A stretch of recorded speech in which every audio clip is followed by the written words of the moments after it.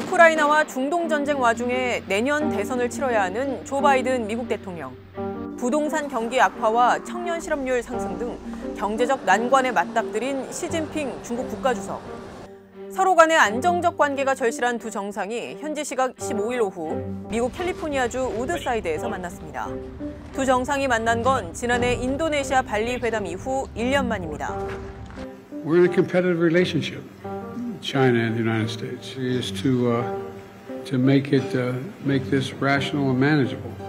想改变对方也是不切实际的，冲突对抗的后果是谁都不能承受的。 회담은 양국 정상의 단독 회담과 참모 12명씩 배석한 확대 회담, 업무 오찬과 소인수 회담을 합해 4시간가량 화기애애한 분위기 속에 진행됐지만 공동 성명이나 공동 선언문은 나오지 않았고 공동 기자회견도 없었습니다. 회담 후 홀로 기자회견에 나선 바이든 대통령.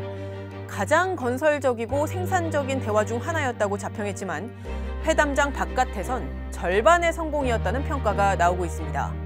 과연 그 이유는 무엇이고 또 이번 회담이 한국에 미치는 영향은 무엇일까요? 일단 미국과 중국 양측이 보도자료를 통해 내놓은 합의는 크게 4가지입니다. 군사대화 재개와 마약성 진통제 펜타닐 퇴치 협력, 그리고 인공지능 AI 규제를 위한 대화와 양측 간 교류 확대 등 4개 분야의 합의입니다. 이 중에서 가장 실질적인 성과로 꼽히는 건 바로 군사대화 재개입니다. 이는 국방장관들 간의 대화, 작전 지휘자들 간의 대화, 그리고 해상 근무자 간의 대화 등 각급의 군사 소통을 다시 시작한다는 것을 의미합니다. 원래 미국과 중국은 1999년 군사해양협력 합의를 토대로 서로 우발적인 충돌을 막자면서 장관급 대화 채널을 가동해왔습니다. 그러다가 지난해 낸시 펠로시 당시 하원 의장이 타이완에 간 걸 계기로 모든 대화 채널을 끊었었는데 이걸 다시 복원한다는 겁니다. 즉 지난 2월 중국 정찰풍선의 미 영공 침범으로 미중 간의 일촉즉발 상황이 벌어지고 또 대만 해협과 남중국해 문제를 둘러싼 군사적 긴장이 이어져 온 상황에서 양측이 우발적인 군사 충돌을 막을 수 있는 최소한의 안전장치를 마련했다는 의미가 있는 겁니다. 바이든 대통령은 회담 이후 기자회견에서 정상 간 소통도 강화하기로 했다고 밝혔습니다. He and I agreed that each one of us could pick up the phone, call directly, and we heard immediately. 양국 간 최소한의 안전장치가 만들어진 상황은 한국의 안보에도 시사하는 바가 큽니다. 전 세계 지금 각 지역 정세가 불안한 가운데 인도태평양 지역에서 그나마 미중 간의 평화와 안정을 위한 조치가 이루어졌다는 것 자체가 지역 안정 유지 질서에 이제 굉장히 중요한 의미고. What all middle powers like South Korea, even allies of the United States want to avoid is being faced with difficult binary choices. On South Korea's side, anytime middle powers don't have to worry about the United States and China being in a serious confrontation or crisis or conflict, that's good. 미국과 중국의 이른바 전략적 타협으로 외교적 공간이 일부 생긴 만큼 한국 정부의 노력도 필요하다는 제언이 나옵니다. 미중 관계가 어느 정도 완화되면 한중 관계 개선을 위한 노력도 사실은 더 공간이 열릴 텐데 그 안정적인 관계를 위해서 논의해야 될 일은 지금 대단히 많거든요. 중국은 미국에서 큰 사회적 문제로 떠오른 마약성 진통제 펜타닐의 원료 물질을 생산, 수출하는 중국 회사들을 직접 단속하기로 했습니다. 그리고 미국, 중국 정부 간 실무 그룹도 만들기로 했습니다. 이는 특히 내년 대선을 앞둔 바이든 대통령이 국내적으로 내세울 수 있는 성과로 평가됩니다. 하지만 이런 합의들을 제외한 그 외의 결정적인 문제들, 특히 타이완 문제를 비롯해 이스라엘, 우크라이나, 북핵 문제 등 외교 현안과 수출, 투자, 기술 규제 등 경제 안보 현안에 있어선 입장차가 분명했습니다. 시진핑 주석은 회담에서 향후 수년 안에 타이완에 대한 대대적인 군사행동에 나설 계획이 없으며 평화 통일을 선호한다고 밝히면서도 무력이 사용될 수 있는 여건들을 거론했습니다. 그러면서 미국이 타이완을 무장시키는 것을 멈추고 중국의 평화 통일을 지지해야 한다고 말했으며 중국은 반드시 통일될 것이라고 강조했습니다. 이에 바이든 대통령은 미국이 하나의 중국 원칙을 여전히 견지하고 있다며 일방적 현상 변경도 반대한다고 했습니다.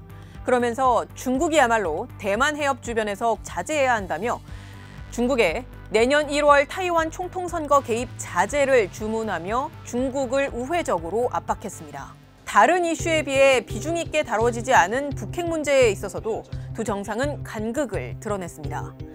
백악관은 바이든 대통령이 한반도의 완전한 비핵화에 대한 미국의 약속을 강조했다고 했지만 중국 관영 매체에 따르면 시 주석은 북한의 합당한 우려에 대해 모든 당사자들이 경청해야 한다고 밝혔는데 이는 핵미사일 개발이 한미일 안보 협력 등에 따른 거라는 북한 측의 입장과 다르지 않았습니다.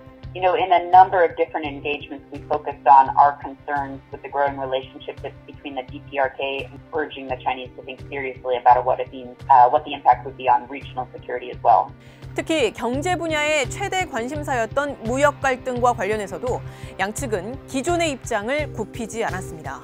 시 주석은 미국이 수출 통제, 투자 심사, 일방적 제재 등 중국을 겨냥한 조치로 중국의 정당한 이익을 엄중하게 훼손했다며 첨단 기술 분야에 대한 대중 투자 제한 등의 조치를 해제할 것을 촉구했습니다.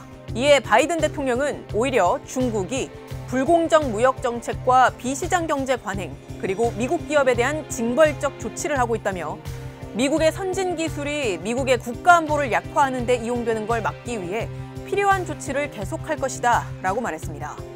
미중 무역 갈등을 풀지 여부는 사실상 미국의 손에 달려있다고 해도 과언이 아니지만 미국으로선 반도체 공급망을 국가 안보와 연결해서 보기 때문에 수출 통제 입장을 쉽게 바꾸지 않을 거라는 게 전문가들의 대체적인 분석입니다. 대화 분위기는 분명히 시작이 된 건 맞아요. 근데 이게 실질적인 변화는 아니라는 거죠. 왜냐하면 미국의 대중국 경제 정책이 변함이 없기 때문에 미국은 계속해서 첨단 기술 산업 부문에서 계속 디커플링을 유지를 할 텐데. Yeah, this is a band-aid on a much bigger injury, useful one, but it's not going to solve the underlying confrontation. 회담장 밖에선 험담 수준의 날선 발언이 서슴없이 나올 정도로 양측이 서로에게 갖는 본질적인 불만은 가시지 않은 상태입니다. Well, look, he is. I mean, he's a dictator in the sense that he is a guy who runs a country that is a communist country that's based on a form of government totally different than ours. 这种说法极其错误，是不负责任的政治操弄，中方坚决反对。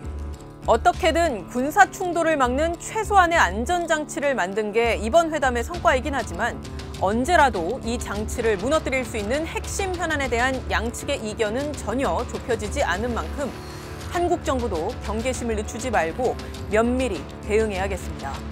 지금까지 뒷백이었습니다.